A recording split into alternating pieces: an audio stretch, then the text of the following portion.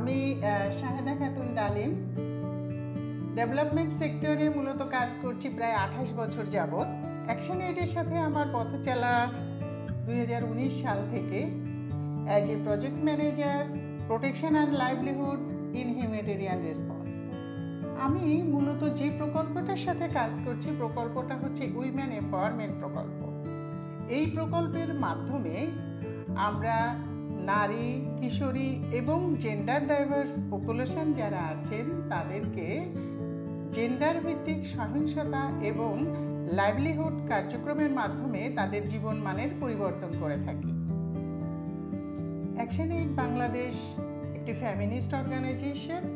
পিছিয়ে পড়া নারী এবং যুব সমাজকে নিয়ে অ্যাকশন এইড বাংলাদেশ কাজ করে থাকে, যার জন্য আমি এখানে কাজ করার আগ্রহ প্রকাশ করি। আমি যখন অ্যাকশন এইড বাংলাদেশের রোহিঙ্গা রেসপন্সে কাজ শুরু করার জন্য আসি তখন আমি একটু চিন্তিত ছিলাম, কারণ ডেভেলপমেন্ট সেক্টর এবং হিউম্যানিটেরিয়ান সেক্টর একটু ডিফারেন্ট। সেই সাথে রোহিঙ্গাদের ভাষা, রোহিঙ্গাদের কালচার। তো আমার আবার একটা সুবিধা হচ্ছে আমি খুব দ্রুত ভাষা এবং কালচারটাকে রপ্ত করে ফেলতে পারি, যার জন্য খুব অল্প সময়ের মধ্যেই আমি রোহিঙ্গাদের ভাষা এবং কালচারটাকে রপ্ত করতে পেরেছি।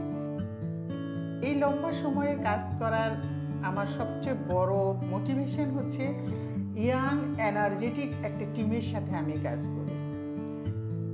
তারা খুব বেশি কমিটেড, আর যাদের জন্য আমরা কাজ করছি সবচেয়ে বেশি দুর্দশাগ্রস্ত, সবচেয়ে বেশি পিছিয়ে পড়া যে মানুষগুলোর জন্য আমরা কাজ করি, যাদের উন্নয়নের জন্য কাজ করছি, সেটাও একটা মোটিভেশন আমার জন্য।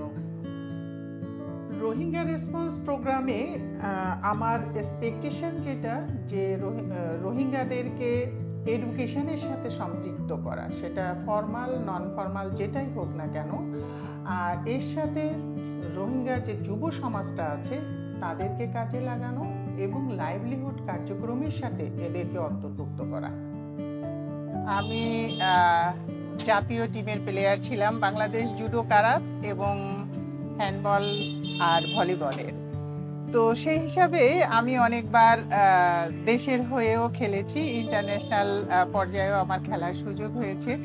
ইচ্ছা ছিল খেলোয়াড় হিসাবেই নিজেকে প্রতিষ্ঠিত করা, বাট সেটা হয়ে ওঠে নাই।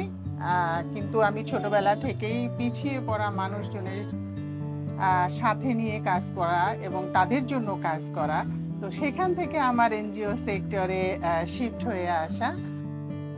অ্যাকশন এইড বাংলাদেশ কক্সবাজারে যে কালারফুল 16 ডেজ অফ অ্যাক্টিভিজম উদযাপন করে, সেখানে সাইকেল র্যালি, মেয়েদের ফুটবল ম্যাচ, কুংফু কারাতের ডিসপ্লে, এইটাকে আমার এত বেশি ভালো লাগে। এবং সেখানে যে মেয়েদের অংশগ্রহণ, কালারফুল অংশগ্রহণ, সেইটা আসলে মনে রাখার মতন।